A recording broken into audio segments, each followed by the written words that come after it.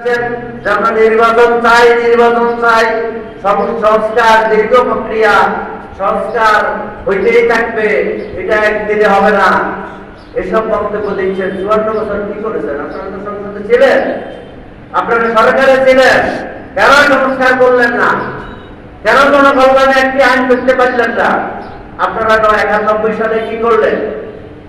1974 সালে বঙ্গবন্ধু শেখ মুজিবুর রহমান সংবিধানের ৪র্থ সংশোধনের মধ্য দিয়ে সকল ক্ষমতা এক ব্যক্তির হাতে নিয়ে এসেছে। রাষ্ট্রের যত ক্ষমতা আছে সব ক্ষমতা এক ব্যক্তির নিকটে নিয়ে আসছে। কার কাছে? রাষ্ট্রপতির কাছে। এই রাষ্ট্রপতি সকল ক্ষমতার মালিক থাকিয়া জিয়াউর রহমান উপভোগ করেছেন, এরশাদ উপভোগ করেছেন। 1990 সালে গণ অভ্যুত্থানের মধ্য দিয়ে একটা সরকার প্রতিষ্ঠিত হয়েছে। সেই সরকার কি করলেন? প্লট দিয়ে রাষ্ট্রপতিটা বসে দিয়ে প্রধানমন্ত্রী রেখে দিলেন, আর বললেন আমরা সংসদীয় গণতন্ত্রে ফিরে এসেছি। আর রাষ্ট্রপতির সকল ক্ষমতা প্রধানমন্ত্রীকে দিয়ে দিলেন। এটা বাংলাদেশের প্রধানমন্ত্রীর যত ক্ষমতা পৃথিবীর কোন দেশের প্রধানমন্ত্রী অথবা রাষ্ট্রপতির এত ক্ষমতা নাই। একমাত্র পুরুষকে নারী, নারীকে পুরুষ বানানো ছাড়া বাংলাদেশের সাংবিধানিক ভাবে প্রধানমন্ত্রী সকল ক্ষমতার মালিক। একটা লোক যদি সব ক্ষমতার মালিক হয়, সে ফ্যাসিস্ট হবে না কেন? আমাকেও যদি পুরো ফেরেশতাকে যদি সব ক্ষমতা দিয়ে দেওয়া হয়, সে কারণ ক্ষমতা তো আছে, তাকে ক্ষমতা দিয়ে রাষ্ট্রপতি ভোগ করতেন, সেই ক্ষমতাটা বাংলাদেশ 91 সাল থেকে প্রধানমন্ত্রী ভোগ করছেন, যার বিনিময়ে আমাদেরকে 24-এর গণ অভ্যুত্থানে 1 থেকে 1,500 লোকের আত্মহত্যা, 30,000 লোকের অঙ্গহানি মধ্য দিয়ে আমরা সেই স্বৈরাচারকে হটাই। এখন স্বৈরাচারের স্বৈরতান্ত্রিক ব্যবস্থাটাকে পরিবর্তন করতে হবে। এই ব্যবস্থার পরিবর্তন ছাড়া কোন নির্বাচন হলে সেই নির্বাচন জনগণের জন্য কোন কল্যাণ বয়ে আনতে পারে না। সুতরাং আমরা সংস্কার চাই। আরেকটা কথাই বলতে হয়, আমাদের দেশের কিছু রাজনৈতিক দল স্থানীয় সরকার নির্বাচনের আগে জাতীয় নির্বাচন চায়। সংসদ সদস্যদের কাছে আমাদের জনগণের কোন কাজ আছে? সংসদ নেতার কাছে, সংসদ সদস্যদের কাছে সাংবিধানিক ভাবে আমাদের জনগণের কোনো কাজই নেই, আর অসাংবিধানিক ভাবেও তার কাছে আমাদের কোনো কাজ নাই। যদিও সে সংবিধান লঙ্ঘন করে স্থানীয় সরকারের উপর খবরদারি করে, স্থানীয় সরকারের উপর খবরদারি করার কোনো সংসদ সদস্যের আওতায় নাই, আইনিও নেই। তার কাম হলো আইন প্রণয়ন করা, নীতি নির্ধারণ করা, রাষ্ট্র কিভাবে চলবে, আর রাষ্ট্রের আইন কি হবে, কোন আইন জনগণের জন্য সংশোধন করা প্রয়োজন, এটা করা হলো সংসদ সদস্যের দায়িত্ব। এই সংসদ সদস্য যদি আগামী 10 বছর এদেশে না থাকে, আমাদের জনগণের কোনো ক্ষতি হবে? কোনো ক্ষতি হবে। কিন্তু আমার ইউনিয়ন পরিষদের চেয়ারম্যান যদি না থাকে, তাহলে আমার দৈনন্দিন কোনো কর্মকাণ্ডে চলে না। আমার জন্ম নিবন্ধন হচ্ছে না, আমার মৃত্যু নিবন্ধন হচ্ছে না, আমার এনআইডি কার্ডের চেয়ারম্যানের স্বাক্ষর প্রয়োজন। তাহলে এই স্থানীয় সরকার নির্বাচন আগে প্রয়োজন না জাতীয় নির্বাচন আগে প্রয়োজন? অবশ্যই স্থানীয় সরকার নির্বাচন আগে প্রয়োজন। আমরা স্থানীয় সরকার নির্বাচন আগে চাই, কিন্তু কিছু রাজনৈতিক দল চায়। তার কারণ কি জানেন? তার কারণটা হলো জাতীয় নির্বাচন আগে হলে আমি এমপি হব, আমার বউকে উপজেলা চেয়ারম্যান বানাবো, আমার সারা সম্বন্ধীকে চেয়ারম্যান বানাবো, আমার আত্মীয় স্বজনকে বিভিন্ন মেম্বার বানাবো, জোর জবরদস্তিমূলক। কিন্তু নির্দলীয় নিরপেক্ষ সরকারের অধীনে যদি স্থানীয় সরকার নির্বাচন হয়, তাহলে তো আমি আর এগুলো করতে পারবো না। আমি আর এগুলো করতে পারবো না। আমরা 16 বছর তা দেখেছি। একজন এমপি, তার বউ উপজেলা চেয়ারম্যান, তার ভাই ইউনিয়ন পরিষদের চেয়ারম্যান। আমাদের এখানে তো আছে, আছে না? এই চাকরিও তো আছে। এক নেতার ভাই চেয়ারম্যান, জোরপূর্বক এক ইউনিয়নের চেয়ারম্যান, আর এক নেতার আত্মীয় চেয়ারম্যান হয়েছে না? এটা এখন তারা সেটাই চায়। তাহলে 24-এ এত লোক জীবন দিল কেন? যদি আগের 16 বছরের অবস্থা, 54 বছরের অবস্থা আবারও চলতে থাকে, তাহলে জীবন হানির কারণ কি? এই তারুণ্য কেন জীবন দিল? দাঁড়িয়ে আবারও এই দেশটাকে স্বৈরতন্ত্রের দিকে নিয়ে যেতে চাচ্ছি। এইটা আমাদের জনগণকে বুঝতে হবে।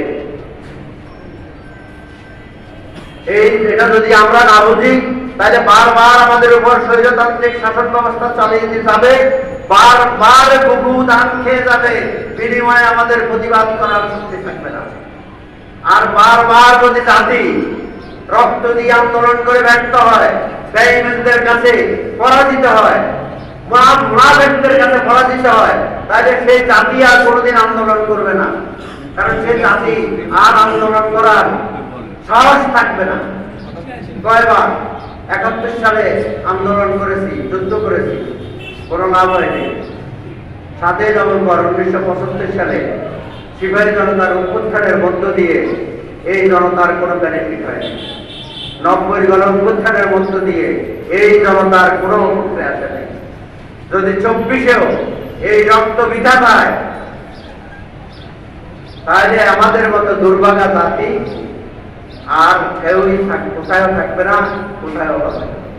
সুতরাং আমাদেরকে সাবধান হওয়া দরকার এবং আমাদেরকে আওয়াজ করা দরকার যে আমরা সকল সংস্কারের পরে নির্বাচন চাই। আমরা সিস্টেম ডেভেলপ করে দিতে চাই।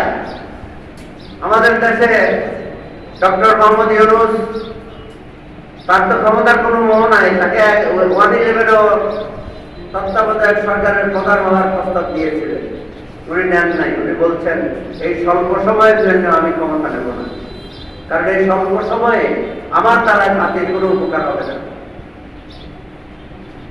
এবার আমাদের ছাত্রদের, যুব সমাজের অনুরোধে তিনি ক্ষমতা নিয়েছেন।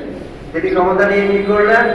10টা 9টা সংস্কার কমিটি করে দিলেন যে জাতির এই শোষণ বঞ্চনার হাত থেকে মুক্তি পেতে হলে কি কি পরিবর্তন করা দরকার আপনারা প্রস্তাব আনেন। 9টা সংস্কার কমিটি প্রস্তাব দিয়েছে।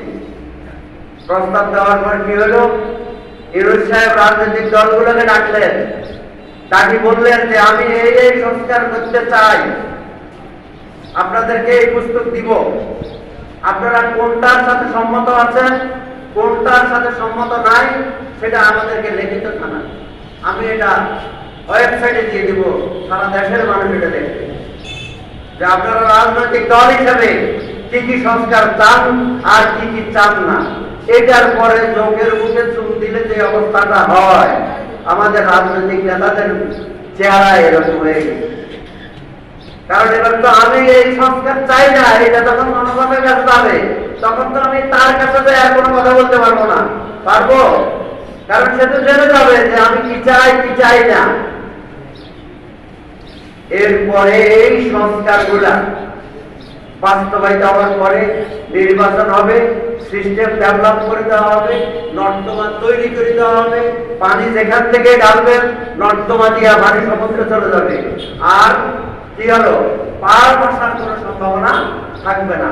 অর্থাৎ স্বৈর শাসন চালিয়ে এদেশের মানুষের রক্ত শোষণ করার আর কোনো সুযোগ থাকবে না। আমরা সেই সংস্কার চাই, চান না? আপনারা চান সংস্কার? সংস্কার চাইলে আওয়াজ তুলতে হবে, এইভাবে করলে হবে না। আওয়াজ তুলতে হবে, আমরা সংস্কার চাই, সংস্কারের পরে নির্বাচন চাই, আমরা সিস্টেম ডেভেলপ করে দিতে চাই। এরপরে আপনারা নির্বাচন করেন, ক্ষমতায় আসেন, ক্ষমতা ভোগ করেন, সিস্টেম মতো চলেন। না হলে সিস্টেম আপনাকে আবার ধ্বংস করে দেবে। প্রিয় এলাকাবাসী, আমি আমার বক্তব্য আর দীর্ঘায়িত করতে চাই না। আমাদের একটাই বক্তব্য, আমাদের দলীয় স্ট্যান্ড, আমরা সকল সংস্কারের পরে নির্বাচন চাই। কারণ আমাদের অতীত অভিজ্ঞতা, কোন রাজনৈতিক দল জনস্বার্থে কোন কল্যাণকর সংশোধনী বা সংস্কার করবে না, করে নাই। 90 সালের আন্দোলনের 3টা জোট ছিল, 3 জোট। আপনারা জানেন তো, তারা 90 সালের মধ্যে 3 জোটের একটা রূপরেখা ছিল 23 দফা। সেদিন ওই সংস্কারের জন্য 23টা দফা দিয়েছিল তারা। কিন্তু 90 পরে 91 নির্বাচনে ক্ষমতায় আসি কোন দল বারবার ক্ষমতায় এসেছে, আওয়ামী লীগের পর বিএনপি, বিএনপির পর আওয়ামী লীগ, কিন্তু ওই 23 দফার একটা দফাও বাস্তবায়ন করে নাই। অথচ তারা ওয়াদা করেছিল। এই রাজনৈতিক দলরা ওয়াদা ভঙ্গকারী, ওয়াদা ভঙ্গকারী কোন রাজনৈতিক দল এখনো ওয়াদা করি আমারও করবে না। সুতরাং আমরা এই তত্ত্বাবধায়ক সংস্কার অধীনে, অন্তর্বর্তীকালীন সরকারের অধীনে সকল সংস্কার চাই। এই সকল সংস্কারের পরে নির্বাচন হবে। সেই নির্বাচন জাতীয় সরকার হোক, স্থানীয় সরকার হোক, সে যেই নির্বাচনে হোক, আমরা এই সকল সংস্কারের পরে নির্বাচন চাই। আমরা এই আওয়াজটা এলাকায় উঠাইতে হবে, এই আওয়াজ তুলতে হবে, জনস্বার্থে আপনাদেরকে কথা বলতে হবে।